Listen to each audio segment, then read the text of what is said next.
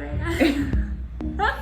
It's cool to say that. We just got it. We just got it. Woo!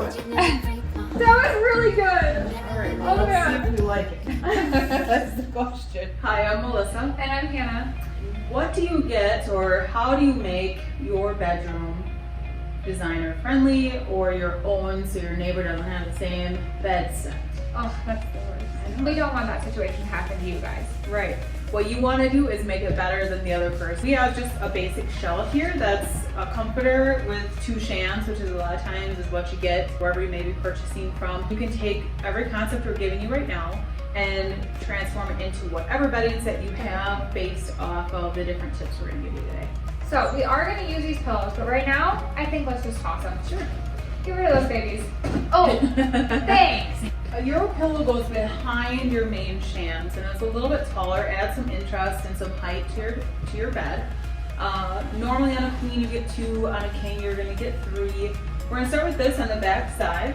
Now what we're showing you with these groupings is, I want to say we have 3 or 4 different sets that we found that we've intermixed. So I know some of these things are available for purchase separately than what your comforter would, so you really can make your bedding your own. Let's take those pillows and Important to your bedding. yep.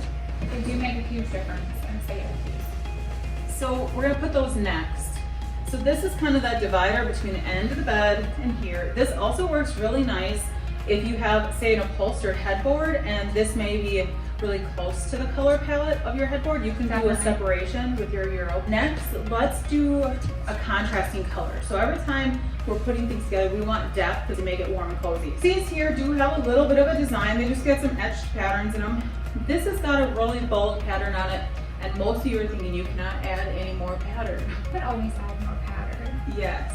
So it's just about balancing it, making sure that they're not competing and they're more of a complement. We're gonna put those next to separate out those pillows.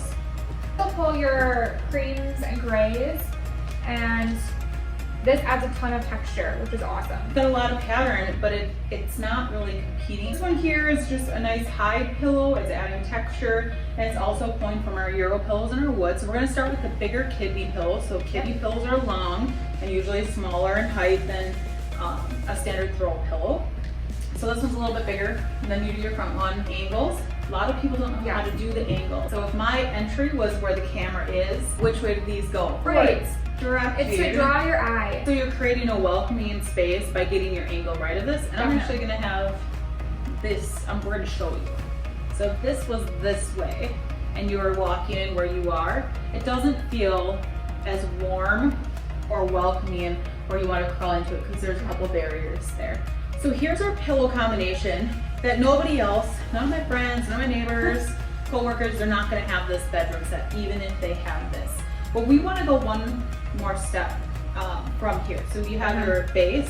Now how do you complete it? So maybe this is your guest bedroom and you wanna make sure that they're comfortable with multiple blankets so that way if this comforter might be too heavy, then they can cover up with a coverlet or a throw blanket. You can pull color. So that's what we're gonna be doing with this, is contrasting a pop. We have some different colors going on, the artwork behind, so we're gonna be playing with that. So now for you guys to see, this does have a pattern. Your coverlet should go to the end, just before the curve, and then they should hit where you're hitting on your side.